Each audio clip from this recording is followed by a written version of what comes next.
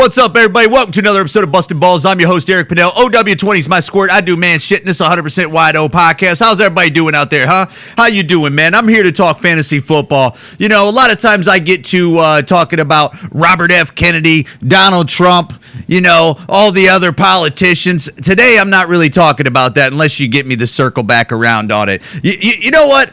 Before I get into fantasy football, I will touch some off-the-topic subjects, like my son over here making a noise if you do hear that on the microphones. Guess what? I'm a real-life person here, and I got real-life stuff going on. So if you hear him over here playing with his toys, I'm sorry, but it is what it is. Guys, you know what? I seen a Cybertruck the other day. And, you know, the Tesla Cybertruck for the people that are a little bit slower in the head there. Dude, I've seen Cybertrucks before. When you first see a Cybertruck, I think you're just happy to see a Cybertruck. You know, like you look at him and you go, there's a Cybertruck. And you see him and your eye picks up some things and you go, cool. You know, because you're seeing it so fast and it turns your head really quick. And you literally get to see it for about 7 seconds. All right. I was beside one the other day and I've probably seen, I don't know, maybe 7 Cybertrucks in the last so many, whatever it's been out, and here in Chicagoland. And I seen a Cybertruck the other day, and I thought to myself, I go, that is ugly. Like, it's not what you, like, I don't know if the wow factor is worn off. And again, I'm a fan of Elon Musk. I'm a fan of everything he does. I'm a fan of, X. I'm a fan of SpaceX. I'm a fan of everything. Maybe not the Neuralink. I don't know about that. That sounds a little bit like the devil. But dude, that truck, I don't know, maybe when you drive in it, you think it's pretty cool, I assume. But that Cybertruck, I don't think it's as good as people think. I really don't. I don't think it's as spectacular as people thought it was. But let's get right into it, man. Let's talk fantasy football, man. I want to talk about how these rankings, I don't really trust these average draft rankings ever for PPR leagues here. I'm going to go through them. Listen, I always ask people when they are doing fantasy football, like I asked some young guys, I was at like a neighbors get together the other day, and there were some young guys in there, and I go, you guys do fantasy? And they go, yeah.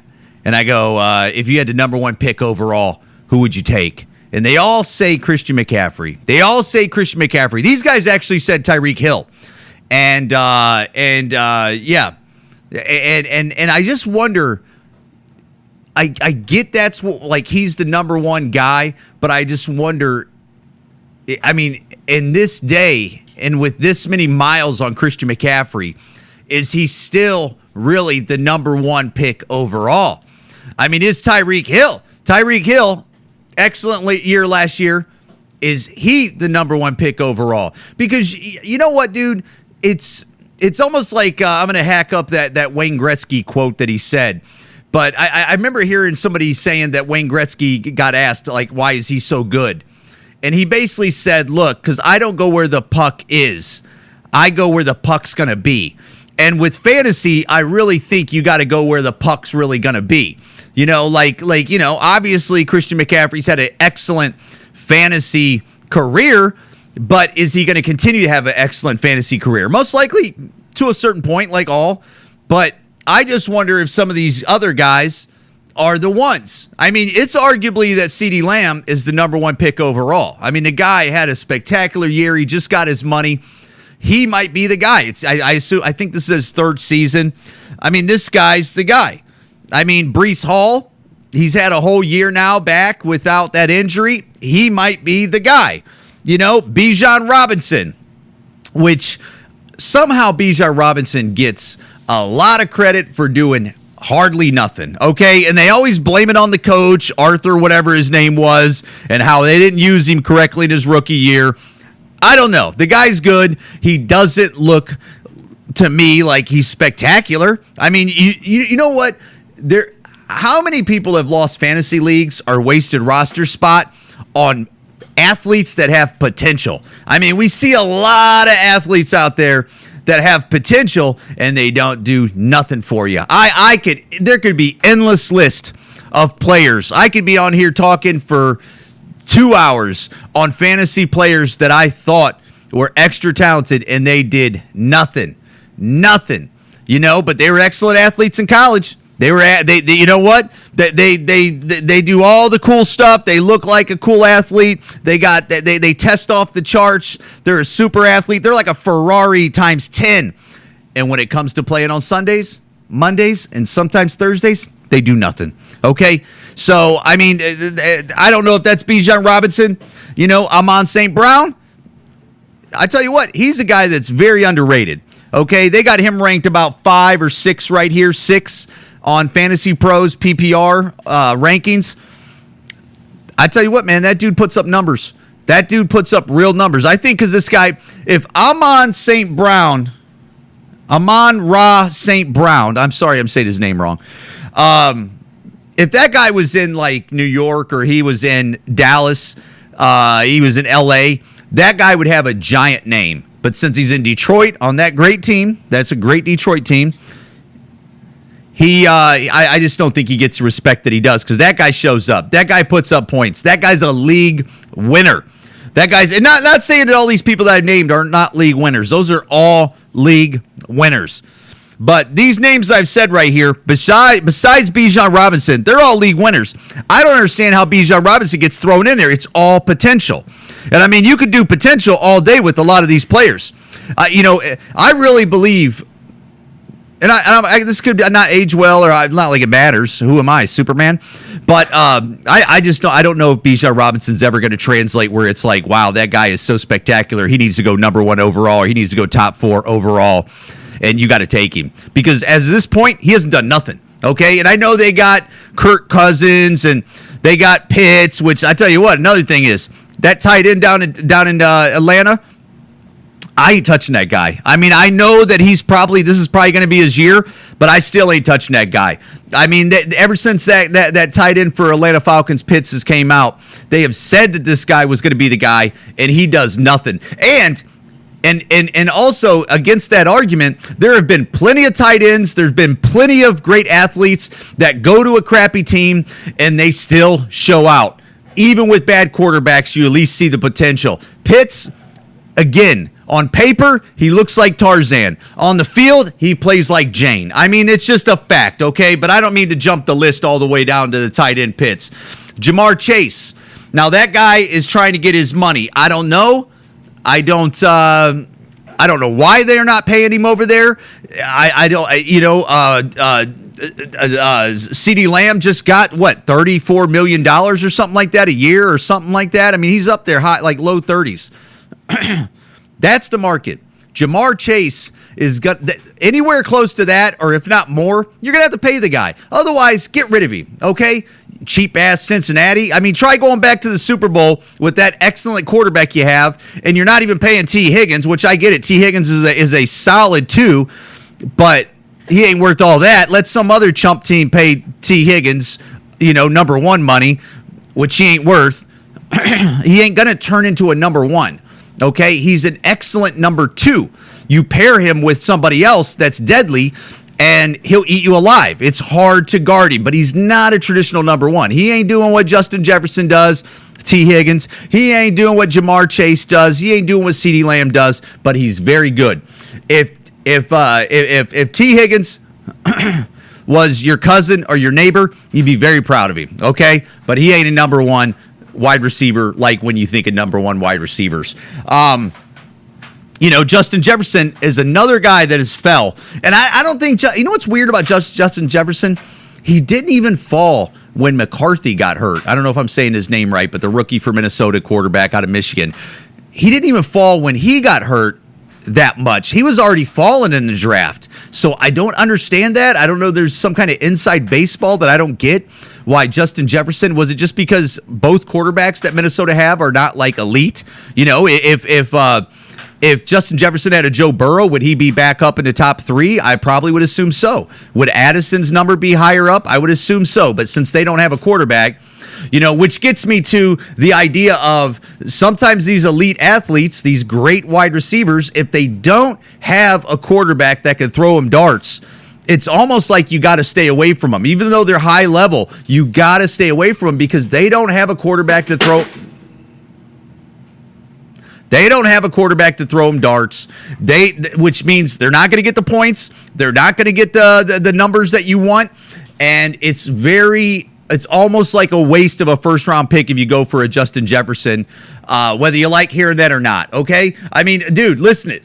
Garrett Wilson, honestly, Garrett Wilson's name should be higher than what it is. They got Garrett Wilson right now ranked at number 12, okay? If Garrett Wilson had a quarterback that could throw him darts like a Joe Burrow or like an Aaron Rodgers that doesn't have an injury, he would have been ranked much higher, okay? I mean, dude, they got, well, at least Garrett Wilson is actually higher than Puka Nacua, which that's an argument that Puka's too low. I mean, they got Puka Nacua ranked at 14 and Jahmyr Gibbs at 13. I get it, but in this ranking, there's some suspicions in here, okay?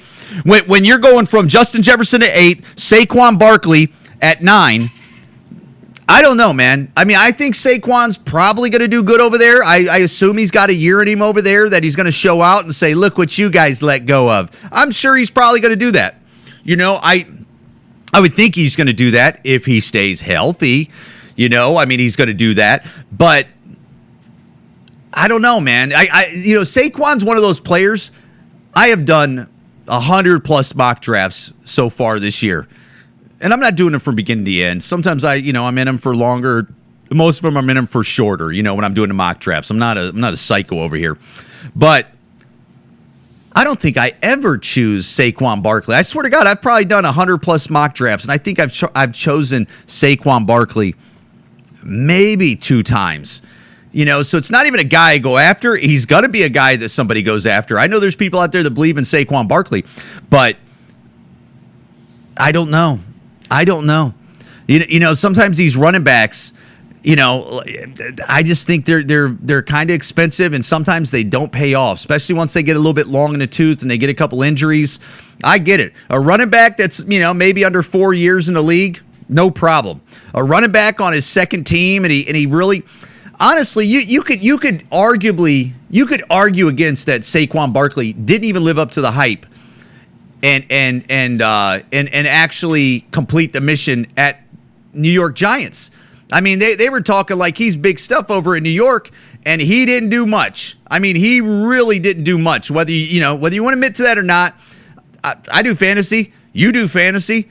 You see his numbers. I mean, yeah, if you're a Giants fan, you go, you don't know what you're talking about. I don't know, man. He ain't ranked one of the best Giants running backs ever. Okay, he ain't better than Otis Anderson. Okay, and I know, you're going to go heavy-handed like that or what? It's like, get out of here. Okay, he's maybe low top 10 best Giants running back, Saquon Barkley. I don't know. I mean, I didn't even thought about that until just now, but he didn't do much over there. I mean, the guy's injured. He's complaining about his contract a lot. He doesn't deliver like you think he would deliver. I mean, dude, I've been doing this fantasy thing for years. There's running backs out there with way less of a name that were banging hard and for a long time. And, did way better than Saquon Barkley. You didn't hear contract beef as much. And yeah, they might have been around for 2 seasons, 3 seasons, but there's a lot of running backs with no name, less of a name than Saquon Barkley, that banged around on a team for 2-3 years, made a name for themselves, might have had a shorter career, but they did way more with their opportunity than Saquon has done with the Giants, whether you like it or not. So, I mean, he's ranked there. I don't know. I guess if he fell in my lap at a certain... Saquon Barkley would literally have to be in the second round late for me to pick him up. Maybe third round. I would go, I guess I got to take him. I mean, and even when that happens, I don't like that. I don't like taking players that I've done 100+ mock drafts, and I've only taken them 1 or 2 times in a mock draft, and then somehow in a real draft for my team that year, and he falls in my lap, and then I take him. Usually when I do that, it never sits right in my mouth. It never, and it usually doesn't work out. Usually I'm just like, I mean, it's very rare that it will work out where you go, you know what, I didn't like that guy, but he actually turned out well. You know who did that for me last year? Derrick Henry. Derrick Henry, I didn't want him last year. I just know as a keeper, I had to keep him because he was probably the best, and I was trying to trade him all year round until you couldn't. Nobody wanted him, and he actually turned out pretty good number-wise for what he was. I mean, he was the number 2 keeper that I had. I kept Amon St. Brown. I did the same keepers this year, and it was a hard decision because I had Laporta, I had Rice, I had Stroud, I had a bunch. But let me keep going down here. Saquon Barkley at 9, A.J. Brown at 10. You can't argue him. He's great. Jonathan Taylor at 11. I don't know. He's another guy that it's like, look, are you taking Jonathan Taylor in the first? You taking him in the second? You taking him in the second? I don't know. I tell you what, I'm kind of out to lunch on that guy. I know he came back last year and he kind of cleaned up his name. He's another guy that he's still got a lot to prove. He's like in the Saquon. Jonathan Taylor is in the Saquon bucket of like, dude, you got a lot more to prove. I mean, again, a lot of potential, but what have you done for me lately? That's what Jonathan Taylor has, 100%.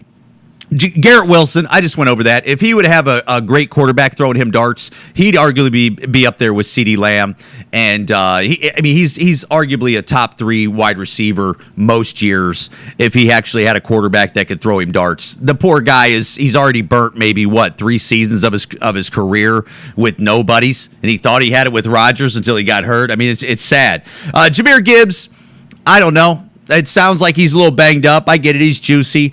They got him at 13. Puka Nacua at 14. Can't say anything, anything nicer about Puka Nacua. The guy's the man. I think he's, that's pretty low ranked for a guy that's, dude, Puka Nacua, hey, he's just as good as CeeDee Lamb. I mean, Puka Nacua, and again, I don't care if you don't like it. I mean, the guy put up numbers, and that guy runs yard on you. He catches the ball. That guy's, he's like the wind.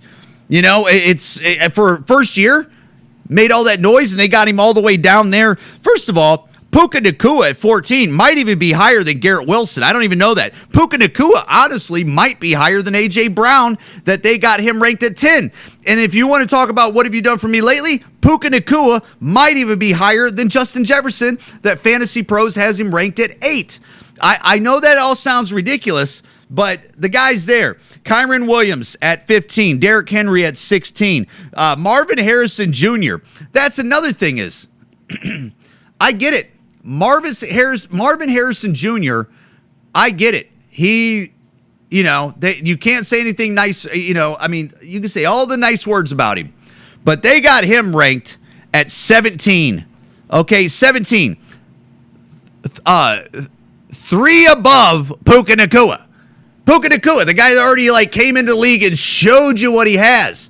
I mean, dude, I get it. This is ranking. This is projections that they do on these fantasy rankings, but honestly, a bit too high. A bit too high. I mean, dude, you got Travis Etienne at 18, Pacheco at 19, which, arguably Pacheco should be higher, but I guess that's right. Devontae Adams at 20. That seems a bit high.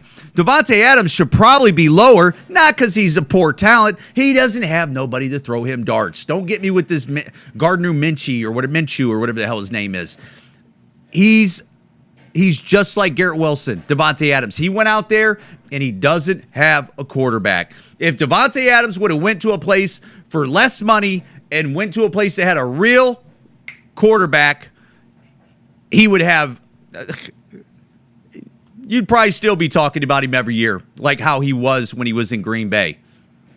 And he's ranked down there, which makes sense. Travis Kelce at 21. I don't know. Right now, I'm staying away from Travis Kelce. Not because I hate his girlfriend. Not because I hate that they were putting her picture and videos of her in the booth and her cheering and doing her dumb dances. I just think I think his best days are behind him. And not saying that he's not talented enough to actually have a decent fantasy year.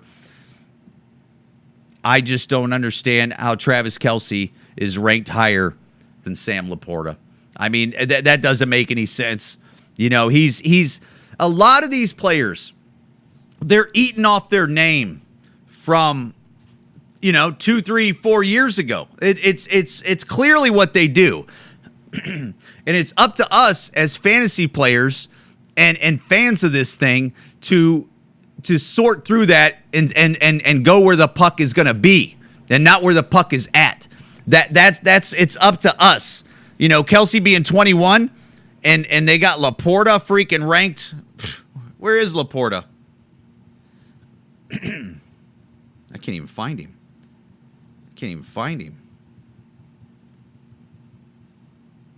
29. Kelsey's 21. Sam Laporta's 29.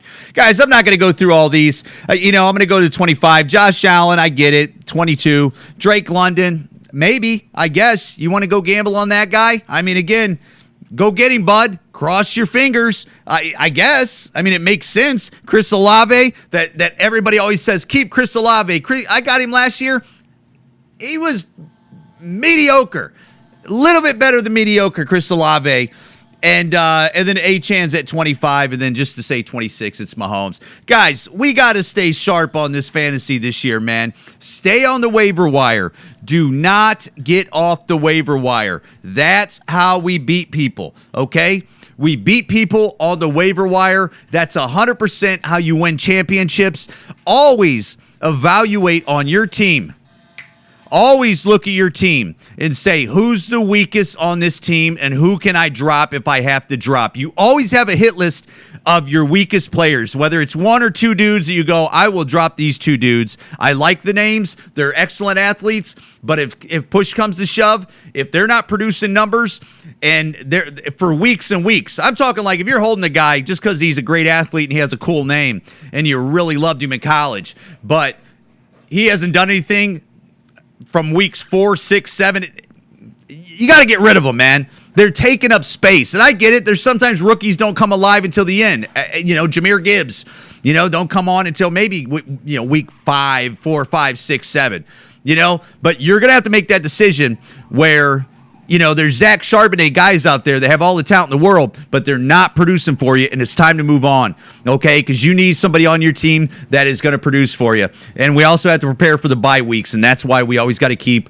our bench and the waiver wire fresh. Guys, Bustin' Balls Podcast, keep listening if you like the podcast. If not, kick rocks. I don't care. All right, beat it. And if you like the videos, share them. If not, I totally get it. Hope everything's going well. Hope your kids are going good. Hope your old lady's staying off your back. And Bustin' Balls Podcast, guys, thank you for listening.